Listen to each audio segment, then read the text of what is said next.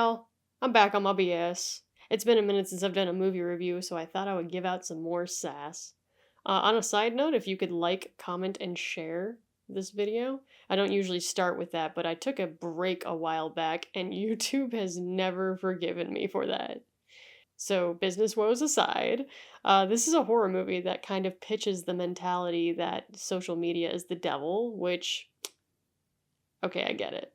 It's time to blur the lines of reality and misunderstand how teenagers send texts to each other with this Tubi TV original, No Filter. The film opens with our protagonist Anna, also known as Anna with a, live streaming to her fans from Bali. While in Bali, she's meeting up with a super famous scare prankster extraordinaire, Scare Scott. Anna is an American, right? Visiting Bali with her parents. Oh, can we not mention my parents? Anna, lesson number one, if you want to be an influencer, then you need to be completely and totally honest with your followers, all right? Oh man, is that what I'm doing wrong? I'm sorry, guys. I should have told you my full name, phone number, and social security. Otherwise, how am I going to become a famous influencer?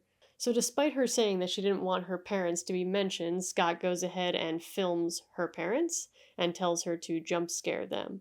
Well, she turns the tables on him and jump scares him instead, earning his respect and what all influencers would die for. A tag. So we cut to Scott editing the very video we just watched, and we learned that he has challenges that he sends out to his fans, encouraging them to take pictures and use filters to scare people. Pictures like this. Well, the movie's title is right. There is no filter on that picture. It's just somebody holding a knife in the laziest attempt to complete this challenge. The challenge isn't really thoroughly explained. He just kind of says that all you need is a camera and filters that he makes, but we never really get to see any of them.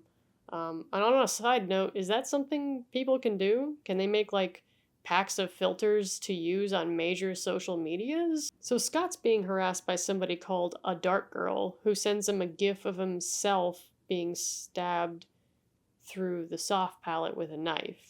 And he's like, oh, that's not scary. You can just use face swap for that. And I'm like, really? You can? Technology these days, my God. She then sends him a proper video of him stabbing himself when suddenly his hand becomes possessed and he grabs a knife and is forced to carry out the video he just watched. Hey, who is a dark girl? Why did he just become possessed? I have so many questions, but it's okay. I'm sure we're going to get all the answers we deserve. Cut to Anna waking up in the morning, posting a selfie straight out of bed before she even takes a shower. You know how you're immediately movie perfect the second you wake up in the morning. Every aspect of Anna's life has to be captured and posted on this social media platform that doesn't really have a name. It just kind of looks like it's a combination of all of them. Boy, wouldn't that simplify life if there was just one app for everything. Anyway, there's a bizarre detail that I only noticed the second time I watched this movie where she erases her dad's hand in a photo using like an erasing tool, and it makes him drop his toast. Look what I'm doing to my manager. Oh, honey, what's happening? I don't know. Your hand are giving up? Just a couple more questions that popped up, but there's no time for that. She's off to school. Brain dead, I like you. Don't ever change. She replies to that person with like a voice recording, by the way, as if they're buds or something. It's one of the weirdest features they keep using in this movie. They think that people are using that voice recording feature, you know, where like you can send a text or you can hit the microphone and record like a snippet of your voice instead. I don't know anybody who actually uses that feature, but they use it a lot in this movie. At first I thought they were doing like voice to text, but no, it's like a straight up like boop boop, like recording of your voice. There's a truly profound comment in her class how if we saw what we looked like in real life, instead of how we post ourselves on our socials, we would run screaming. And I think that would make a lot more sense if in this movie they were showing people like constantly posting pictures and editing them and putting filters on them to make them look like happier and prettier and just more enjoyable than they really are in real life. But instead, we don't see anybody using filters in this movie about filters. So Anna uses this erase tool on her phone, not a filter, to erase some guy in the background who's sitting in class. And immediately, his nose starts bleeding. So we're already starting to establish that Anna has like some kind of superpower through her phone where she can hurt people through the erase tool. What the fuck? That is disgusting.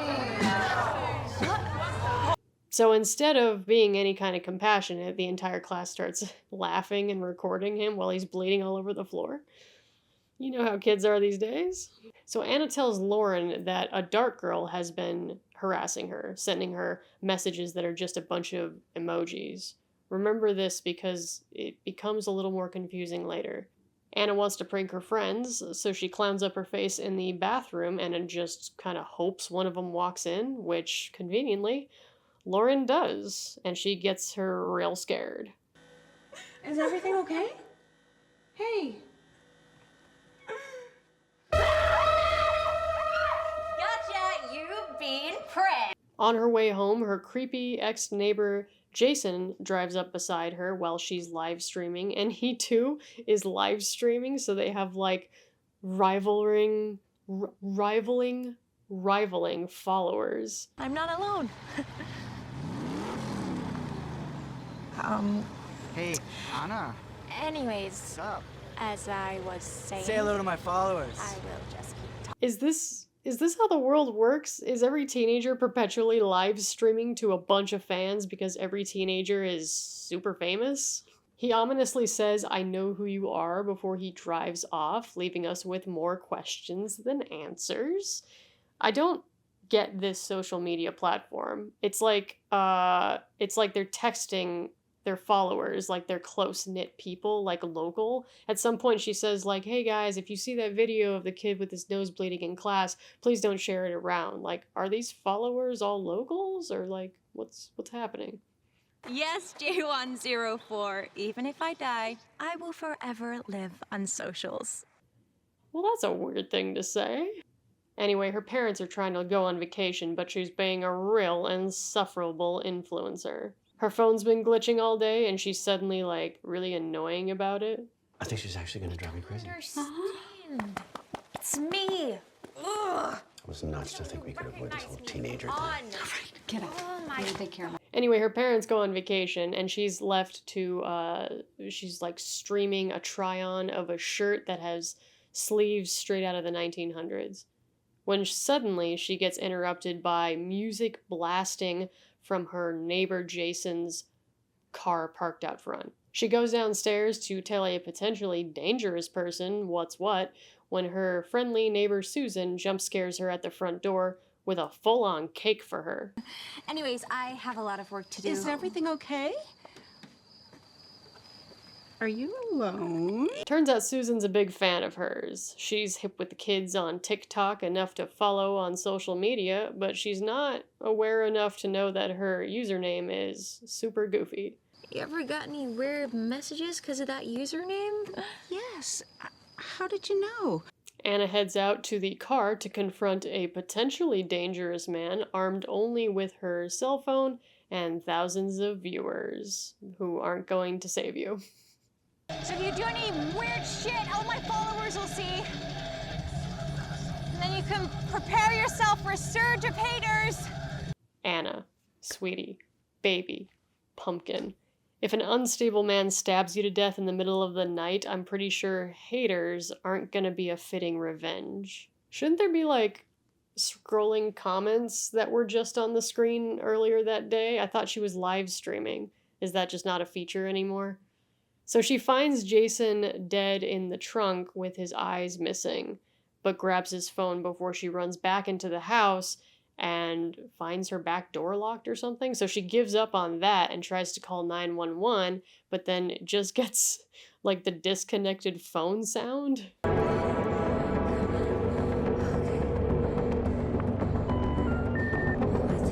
So she calls Lauren instead and tells Lauren, "I need you to call 911. So was it just like a phone issue she was having? And I say, hey, what a wonderful kind of day where we can learn to work and play and get along. It's several days later. So you may have seen in the last video that I didn't have an intro due to audio trouble, and perhaps that should have been a warning from my 8-year-old microphone that it was about to die. So I recorded this entire movie review, and then when I played it back, discovered that only half of it had audio. So here we go again. So Lauren tells her that Jason's probably just messing with her because he just posted, and that's a good enough explanation for Anna, so she just blindly believes it.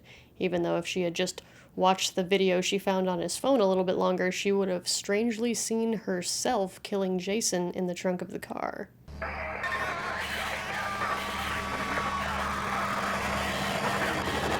Anna posts to her followers that she's okay, and they start what sounds like texting her individually back. I don't think that's how social media works.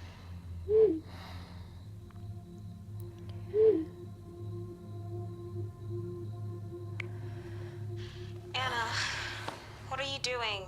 Send her a text or call her, Lauren. Nobody does this. We find out through a very conveniently timed, Facebook memory video sent to her phone that she got her first real smartphone on her 16th birthday from Lauren. There she is, the birthday girl and her new present. My first real smartphone. Do teenagers just gift each other several $100 smartphones? It's not important to the plot, I just thought it was kind of silly. So remember when Anna said that she was getting some bizarre, harassing text messages from the account A Dark Girl that was just emojis? It turns out that's her own account. So was she trying to set up this spooky narrative that she was being, harassed as a prank, or what's going on? Anna booty calls this guy Tyler, who says that he'll come over after he goes to the gym. Meanwhile, she gets a video from a black-eyed version of herself destroying her own hand. Turns out it was just a prank sent by the dead man Scott, who, I guess, hacked into her account or something? What filter did you use to swap all the faces? I swear, I saw real blood on my hand. In what universe do we live in where this video is possible, where people's faces can be taken and used as a filter to create what looks like AI-generated videos of them doing whatever you want? Anna and Lauren get into a little bit of a spat, but there's no time for that. Tyler just showed up, and he is...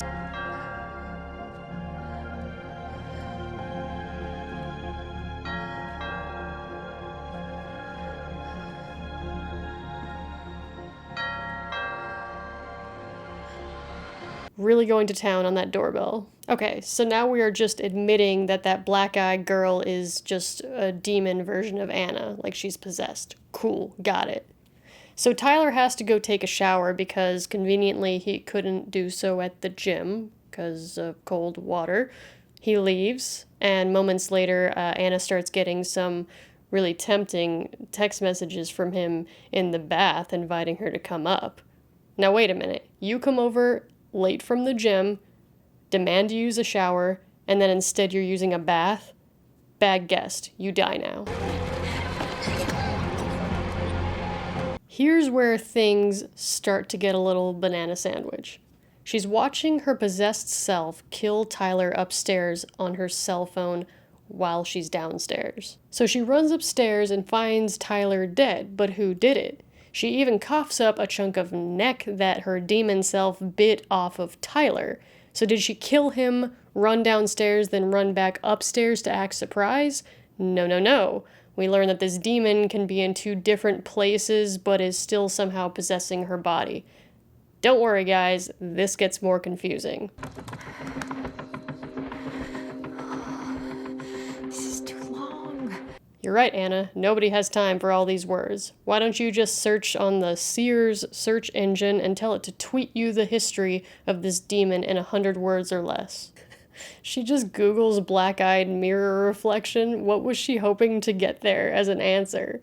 Well, conveniently, she finds the one YouTube video that can explain her whole situation. And today, I can say that I know why.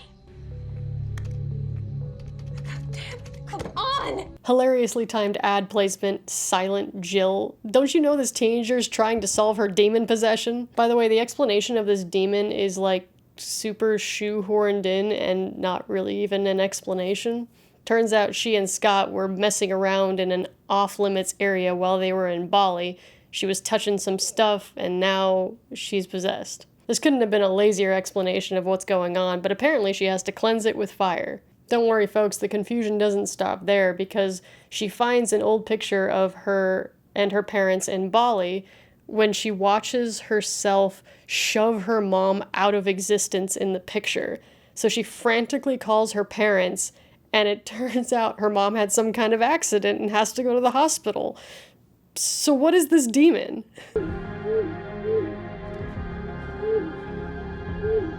So help me God, Lauren, if we have to have this conversation again, I'm going to be very TO'd. So she gets a FaceTime call from this girl Mina, who's kind of a throwaway character, who dies on camera from having her throat slit out of nowhere. I don't know. I don't know. I have no idea how people are dying now. So Lauren says she's coming over, and despite Anna's most mediocre efforts, she can't stop her. The demon even makes her do this. Stop hitting yourself. Stop hitting yourself. Stop hitting yourself. So Lauren sees Demon Eyes Anna standing at the bottom of the stairs through her cell phone, even though she's not there in person, so now this demon is also invisible. She follows her upstairs, where she watches Demon Anna start doing this makeup tutorial as she stands there filming her, just slashing distance away from her.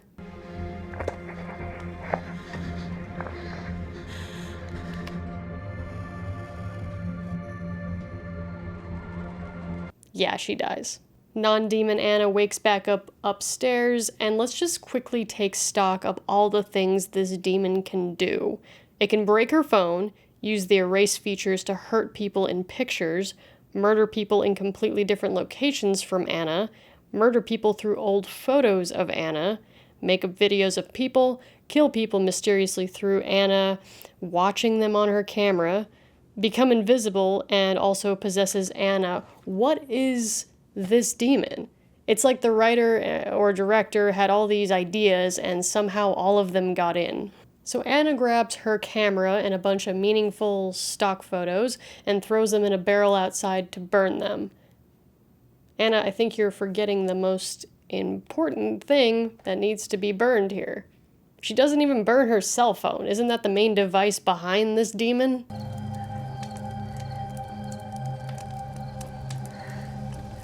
She looks in the camera and sees that her eyes are clear, but what does that even matter? This demon shows up whenever it wants to. So Anna's neighbor Susan shows up to help because she sent out an SOS to all of her followers saying that her friends were being murdered and then she needed some help. But whoops-a-doodles, she's still a demon. And they lived happily ever after. So what did we learn here? That